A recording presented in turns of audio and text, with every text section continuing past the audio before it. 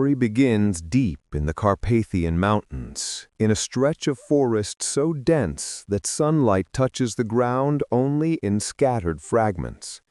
It was late autumn, the season when the wind carries the smell of frozen earth and the world feels suspended between life and death. A multinational peacekeeping patrol had been deployed to monitor an isolated road rumored to be used by smugglers. It was supposed to be a quiet assignment, routine, predictable, the kind that soldiers often welcomed after months of tension. But the forest had its own history, its own whispered tragedies, its own hidden echoes that did not welcome strangers. And before dawn broke the next morning, every man on that patrol would swear that the forest spoke to them. The unit consisted of 6 soldiers, led by Staff Sergeant Marius Danes, a calm, thick-shouldered veteran who'd spent more than a decade navigating terrain that civilian maps didn't fully document. He was a practical man, never one to nurture superstition, but even he felt something strange the moment they stepped under the towering trees. The woods were too quiet, unnaturally still, as though every branch and root were holding its breath.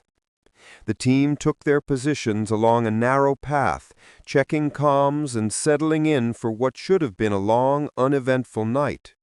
But from the very first hour, the air felt different, charged in a way they couldn't name. The temperature dropped sharply, a cold that bit through gloves and thick jackets. And then, just as the wind died entirely, the first voice drifted through the trees. At first, the soldiers thought it was a radio transmission, distant, weak, distorted.